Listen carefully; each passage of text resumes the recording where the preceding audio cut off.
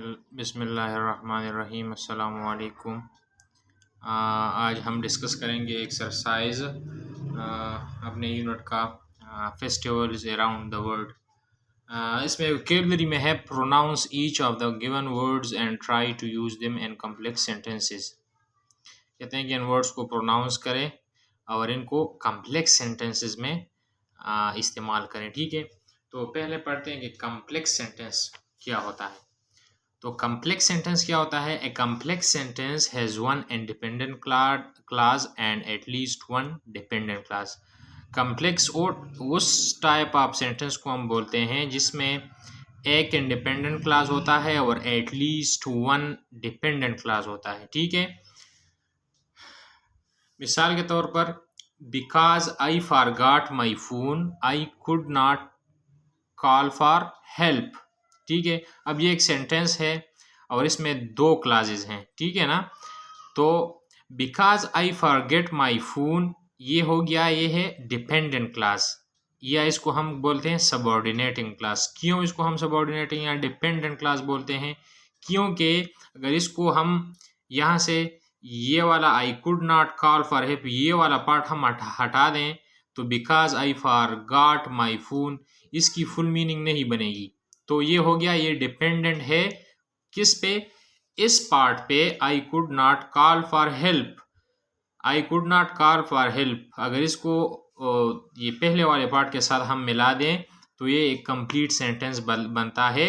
और जो ये वाला पार्ट है, सेकंड वाला part, I could not call for help, ये इंडिपेंडेंटली अगर हम इसको इस तरह देखें तो ये वाला अगर हम पार्ट हटा दें और मैं सेंटेंस लिखूँ I could not call for help, तो ये एक फुल मीनिंग इसकी बनती है। ठीक है ना, ये फुल मीनिंग, ये फुल सेंस ये सेंटेंस देता है, या इस सेंटेंस का जो पार्ट है, जो क्लास है, ये फुल मीनिंग देता है। तो इसको इसलिए हम बोलते हैं इंडिपेंडेंट क्लास।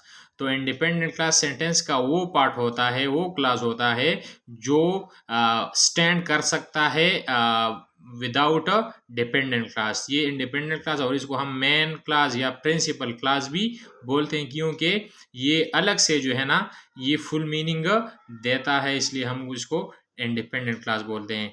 तो ये सेकंड वाला पार्ट जो है ये हो गया इंडिपेंडेंट क्लास, और ये because I forgot my phone ये है डिपेंडेंट क्लास।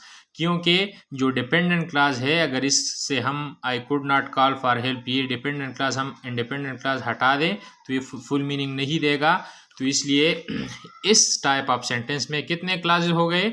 दो क्लासेस हो गए। कौन कौन से? एक डिपेंडेंट क्लास हो गया जिसको हम सबऑर्डिनेटिंग क्लास बोलते हैं, और दूसरा इंडिपेंडेंट क्लास हो गया जिसको हम मेन क्लास बोलते हैं।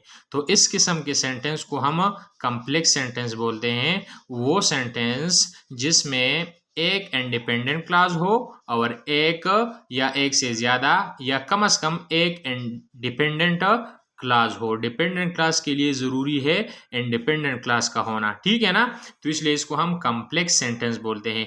और ये दोनों जो क्लासेस होते हैं, इंडिपेंडेंट क्लास और डिपेंडेंट क्लास, ये most of the time mostly अक्सर इसको हम एक कामा के ज़रिए, समटाइम इसको हम सेपरेट एक दूसरे से करते हैं। अगर इंडिपेंडेंट क्लास, इसमें याद रखिएगा, अगर डिपेंडेंट क्लास पहले आता है तो फिर डिपेंडेंट क्लास और इंडिपेंडेंट क्लास के बीच में कामा लगेगा। अगर इसको हम डिपेंडेंट क्लास को हम अगर पहले लेके आते हैं और इंडिपेंडेंट को पहले लेके आते हैं और ये डिपेंडेंट क्लास जो है इसको हम बाद में लिखते हैं तो इसके बीच में फिर कामा की ज़रूरत नहीं पड़ेगी। इस जुमले को हम इस तरह भी लिख सकते हैं, I could not call for help because I forgot my phone. तो फिर इसके बीच में जो है ना कामा की ज़रूरत नहीं पड़ेगी। तो इसको इसमें जो है ना कम्प्लेक्स सेंटेंस में डिपेंडेंट क्लास को हम बाद में भी लिख सकते हैं और पहले भी लिख सकते हैं। ठीक है, तो ये ऐसे इस किस्म के सेंटेंस है जिसमें एक डिपेंडेंट और एक इंडिपेंडेंट क्लास होता है। तो क्वेश्चन में है कि आप इन सेंटेंसेस को कम्प्लेक्स सेंटेंसेस में यूज करें। ठीक है, तो इसमें नंबर 1 है सेलिब्रेशंस। तो मैंने यहाँ पे जुमला बनाया है, the Christmas holiday is officially on December 25 while celebrations begin a few weeks earlier।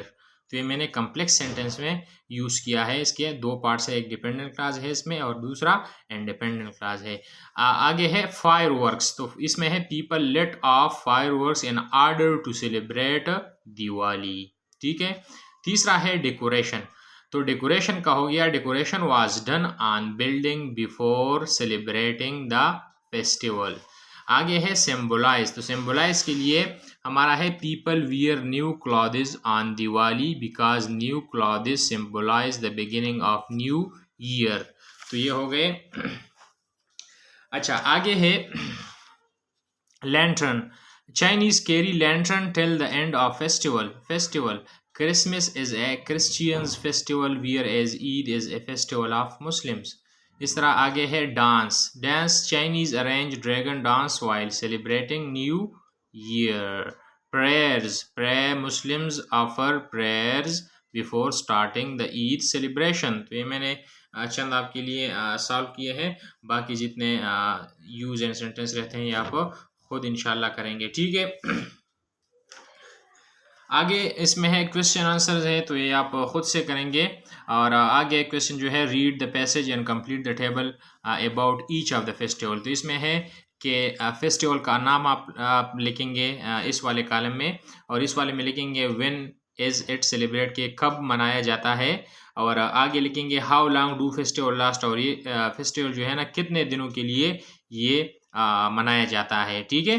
और लास्ट वाले कॉलम में है important feature of the festival, है जो फेस्टिवल का नाम जब आप लिखेंगे तो इसके इम्पॉर्टेंट फीचर्स मतलब क्या है, तो ये आप खुद से करेंगे। इसमें ईद के बारे में लिख सकते हैं, ईद उल अज़हा लिख सकते हैं, ईद उल फित्र लिख सकते हैं, दिवाली लिख सकते हैं, होली का लिख सकते हैं।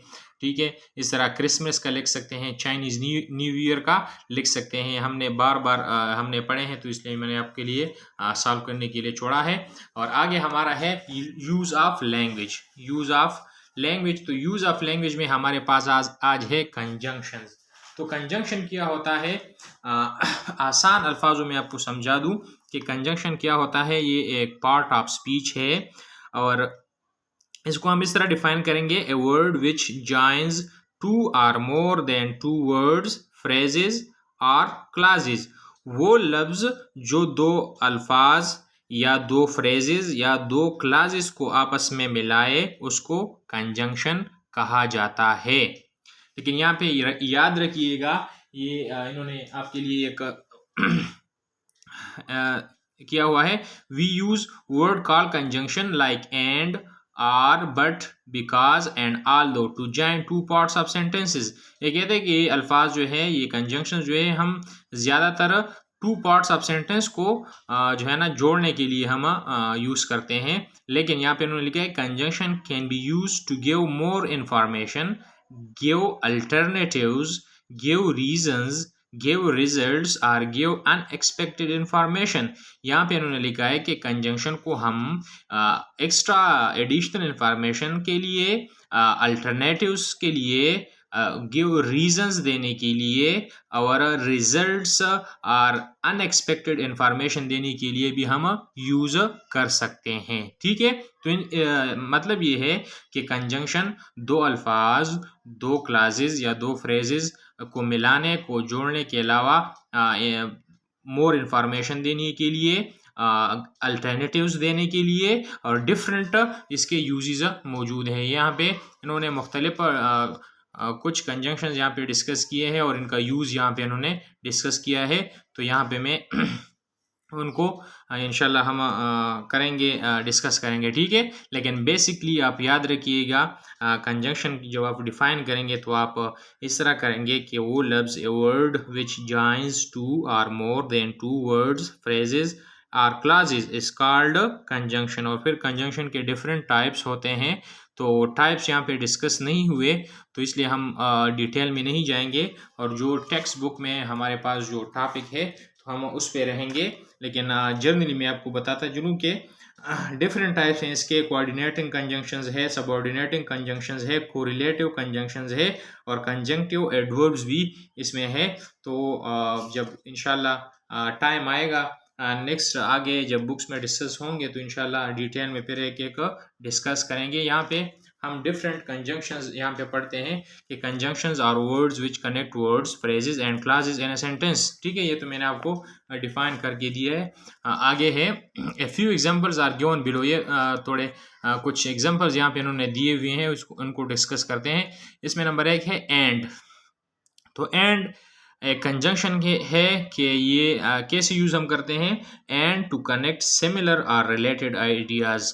कनेक्टेड सिमिलर या रिलेटेड आइडियाज को कनेक्ट करने के लिए हम एंड यूज करते हैं। फॉर एग्जाम्पल कैसे, I like to read books and watch movies. ठीक है, यहाँ पे ये हमने दो वर्ड्स को हमने यहाँ पे कनेक्ट किया। ये यहाँ पे मैं इस तरह ये लिख सकता था, I like to read books और I also like watch movies. तो यहाँ पे मैंने दो रिलेटेड आइडियाज को हमने एंड के मदद से हमने इसको कनेक्ट किया है। तो मैंने लिखा है I like to read books and watch movies. इस तरह है टू, TOO टू है to add another similar ideas or action. एक एक्शन की जब हम बात करते हैं और उसके साथ हम सिमिलर दूसरा एक्शन हम उसके साथ ऐड करते हैं, उसके साथ जोड़ते हैं, तो उसके लिए टू का इस्तेमाल होता है। कैसे, example she enjoys playing basketball, I do too. तो यह है कि वो बास्केटबॉल खेलना पसंद करती है, और दूसरे जुमले में है कि मैं भी, I also enjoy playing basketball. तो ये दोनों रिलेटेड आइडियाज़ है। मैं भी बास्केटबॉल खेलना पसंद करता हूँ और वो भी बास्केटबॉल खेलना पसंद करती है। तो यहाँ पे मैंने अपने लिए एक पूरा जुमला लिखने के बजाय मैंने लिखा है शी एंजॉयज प्लेइंग बास्केटबॉल, दूसरे में लिखा आई डू टू। तो ये टू का मतलब ये हुआ कि I also enjoy playing basketball. ठीक है, अच्छा आगे है एज वेल एज यूज होता है to add additional information. Additional इजाफी मालूमात देने के लिए हम एज वेल एज यूज करते हैं। वो कैसे, example he speak Spanish as well as French. ठीक है, वो स्पेनिश हस्पानवी ज़ुबान बोलता है, हस्पानवी ज़ुबान के साथ साथ फ्रांसीसी ज़ुबान भी बोलता है। तो एडिशनल इंफॉर्मेशन देने के लिए हमने एज वेल एज यहाँ पे यूज़ किया है कि वो स्पेनिश के अलावा फ्रेंच भी बोलता है। आल्दो का है इंट्रोड्यूस ए कंट्रास्टिंग आइडिया और कंडीशन। जब हम कंट्रास्टिंग आइडिया या कंडीशन को इंट्रोड्यूस करते हैं, ऐड करते हैं कि दो आइडियाज़ की जब हम बात करें और दोनों आइडियाज़ एक दूसरे से मुख्तलिफ हो, उसको हम बोलते हैं कंट्रास्टिंग आइडियाज़ को हम जब इंट्रोड्यूस करते हैं तो इसके लिए आल्दो यूज़ करते हैं। For example, although it was raining we still went for a walk. अब यहाँ पे है ये कंट्रास्टिंग आइडिया है। एक तरफ कहते हैं कि बारिश हो रही थी फिर भी हम वॉक पर चले गए। तो बारिश में तो लोग वॉक नहीं करते, मोस्टली लोग जो है ना बारिश में इंडोर रहते हैं, बारिश भीगने से बचने के लिए। तो यहाँ पे कंट्रास्टिंग आइडिया जब हमने यहाँ पे इंट्रोड्यूस किया तो हमने यूज़ किया although it was raining we still went for a walk. वही हत्ता कि बारिश हो रही थी लेकिन फिर भी हम वॉक के लिए गए। ठीक है ना, तो ये कंट्रास्टिंग आइडियाज हो गए। अच्छा अगला है बट लेकिन। बट क्या, इंट्रोड्यूस ए कंट्रास्टिंग आइडिया और कंडीशन। ये भी कंट्रास्टिंग आइडिया और कंडीशन के लिए हम यूज़ करते हैं। For example, she studied hard, उसने सख्त मेहनत की, but she still failed the test, उसने सख्त मेहनत की लेकिन फिर भी वो टेस्ट में फेल हो गई। तो ये दो कंट्रास्टिंग आइडियाज़ है। लेकिन क्योंकि फेल तो वो होता है जब स्टडी नहीं करता, जब स्टडी हार्ड, लेकिन उसने सख्त मेहनत की, she study hard but she still failed in the test. तो ये कंट्रास्टिंग आइडियाज़ आ गए इसमें। However to indicate a contrasting idea और कंडीशन, ये भी उसी तरह उस सेंस में यूज़ होता है जिस सेंस में आल्दो और बट हम यूज़ करते हैं। Example, it was a difficult task however she manage to complete it.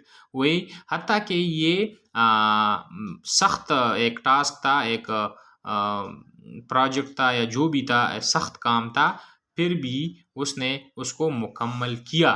ठीक है, because to indicate a reason or cause, because reason या वजह को इंडिकेट करने के लिए, को शो करने के लिए, को मेंशन करने के लिए हम यूज़ करते हैं आई स्टेड एट होम, मैं घर पर रहा, because I was not feeling well, क्योंकि मैं अच्छा महसूस नहीं कर रहा था। ठीक है।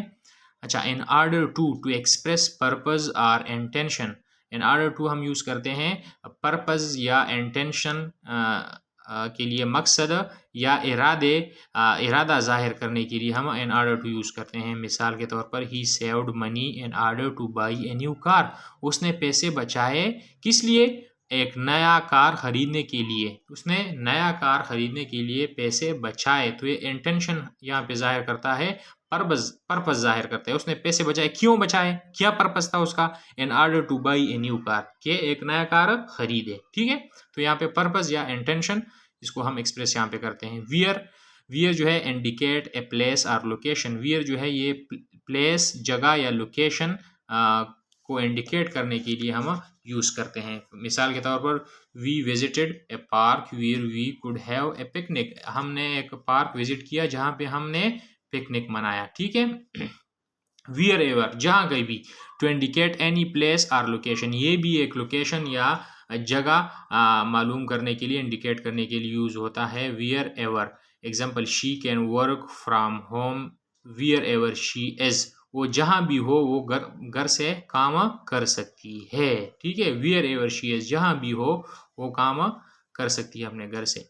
If two introduce A conditional clause, जब हम कंडीशनल सेंटेंसेस आपने पढ़े होंगे, इंशाल्लाह पढ़ेंगे भी, जब कंडीशन हो, कंडीशनल क्लॉज हो, कंडीशनल सेंटेंस हो, उसमें हम इफ़ यूज़ करते हैं। ठीक है।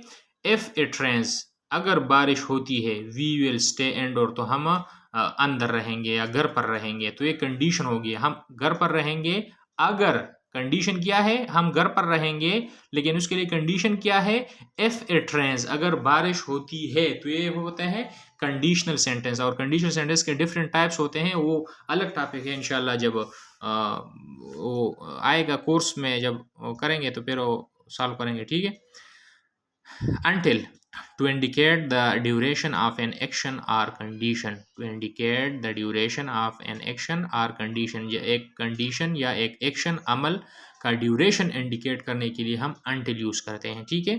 For example, she weighted until the movie started before entering the theater, उसने इंतज़ार किया, कब तक ड्यूरेशन क्या है, जब तक, until the movie started, जब मूवी स्टार्ट हुई, before entering the theatre, theatre में पहुंचने से, दाखिल होने से पहले। ठीक है।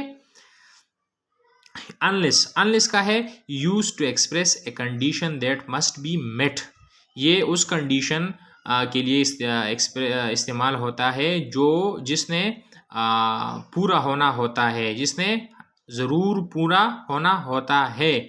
Example, you won't pass the test unless you study, जब तक तुम स्टडी नहीं करोगे, जब तक तुम नहीं पढ़ोगे, तुम टेस्ट पास नहीं करोगे। ये जो है ना, एक कंडीशन है जो आपने फुलफिल करनी है, आपने स्टडी करनी है, तभी आपने जो है ना पास होना है। ठीक है। अच्छा, therefore use to indicate a cause and effect relationship और कंक्लूजन। ये देयरफॉर जो है, ये काज एंड इफेक्ट के लिए, एक वजह जब होती है और उस वजह का जब वो इफेक्ट होता है, उस रिलेशनशिप को जब हम एक्सप्रेस करते हैं तो वो करते हैं देयरफॉर की मदद से। ठीक है। तो फॉर एग्जांपल क्या है, ही स्टडीड हार्ड, उसने सख्त मेहनत की, देयरफॉर इसलिए, ही performed well in the exam. तो ये काज एंड इफेक्ट का रिलेशनशिप यहाँ पे आ गया। काज क्या है, ही स्टडीड हार्ड, उसने सख्त मेहनत की, ये वजह है। ठीक है। और इसका इफेक्ट क्या आया, therefore he performed well in the exam, और इसका इफेक्ट ये आया, उस सख्त मेहनत करने का, उस काज का इफेक्ट ये आया कि उसने एग्जाम में, इम्तिहान में अच्छा परफॉर्म किया। तो उसने एग्जाम में अच्छा परफॉर्म किया, ये इस इफेक्ट की काज क्या थी, काज ये थी कि ही स्टडीड हार्ड, कि उसने सख्त मेहनत की। तो इसका मतलब ये हुआ कि ही स्टडीड हार्ड, ये काज है। Therefore he performed well in the exam, ये इसका इफेक्ट है, ठीक है। तो देयरफॉर यूज होगा काज एंड इफेक्ट के लिए। अच्छा, since use to indicate cause and effect relationship और टाइम। ये सेंस भी काज एंड इफेक्ट के रिलेशन के लिए भी, लेकिन टाइम के लिए भी हम यूज करते हैं। और टाइम किस किस्म के टाइम के लिए?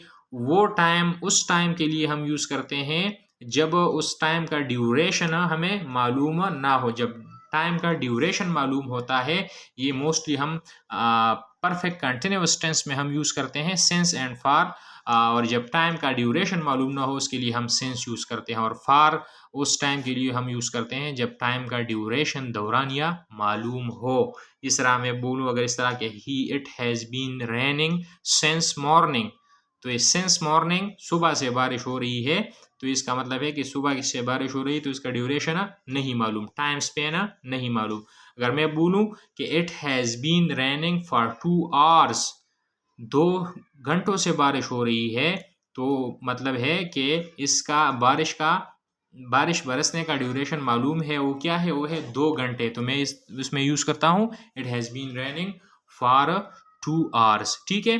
तो ये काज एंड इफेक्ट के लिए अलावा टाइम के लिए भी यूज़ होता है। Since it was his birthday we threw him a surprise party. यहाँ पे ये काज एंड इफेक्ट के लिए यूज़ हुआ है। Since it was his birthday, तो ये काज है। वी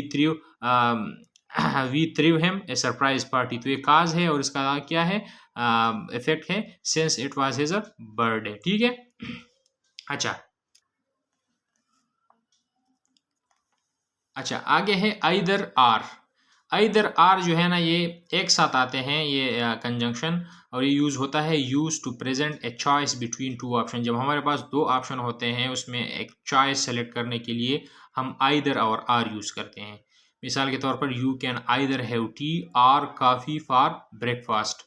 आप ब्रेकफास्ट में चाय या कॉफ़ी ले सकते हैं। तो जब 2 ऑप्शन हो, चाय या कॉफ़ी, तो आप उस ऑप्शन देने के लिए हम आइदर और आर का यूज़ करते हैं, और ये हमेशा इकट्ठे एक साथ आएंगे, आइदर और आर, ठीक है। नाइदर और नार, नाइदर ये नेगेटिव सेंस में आता है। नाइदर और nor use to indicate the absence of both option. जब आपके पास कोई ऑप्शन ना हो, दोनों ऑप्शन अवेलेबल ना हो, मतलब नेगेटिव में हो, नहीं में हो, तो फिर नाइदर और नार इकट्ठे आएंगे, ठीक है। मिसाल के तौर पर, नाइदर अली नार फाहद अटेंडेड द मीटिंग। ना अली ने और ना फाहद ने मीटिंग या इजलास अटेंड की, ठीक है। ना अली ने और ना फाहद ने, दोनों ने वो होना था, क्या कहते हैं उसमें, चॉइस जो है एक दोनों में मतलब एब्सेंट है, ठीक है। ना अली ने मीटिंग अटेंड की है और ना फाहद ने मीटिंग अटेंड की है, ठीक है। तो ये नेगेटिव सेंस में यूज होता है, ठीक है। आगे है, ये आप देख सकते हैं, आसान है। Complete the sentence with the correct conjunction. यहाँ पे करेक्ट कंजंक्शन लगाने हैं। Diwali is a festival of light, so people decorate their homes with colourful lamps. B में है, the Chinese New Year is celebrated with firework and dragon dances, ठीक है। See, although I love all holidays, Independence Day is my favorite holiday. D. Since the festival is celebrated worldwide, its traditions may vary from country to country. E. Although it was raining, we still enjoyed the outdoor activities during the carnival. F. People exchange gifts in order to show their love and appreciation for their respective festivals. G. During Ramadan, Muslims fast from dawn to sunset. H. Christmas is a time for joy, therefore, families come together to celebrate. I. During the festival of Holi, people throw colored powders and water at each other. J. We decorated the Christmas tree and put up lights outside the house. तो ये हमारा था आज का exercise. इंशाल्लाह next lesson के साथ फिर हाजिर होंगे। देखने का शुक्रिया।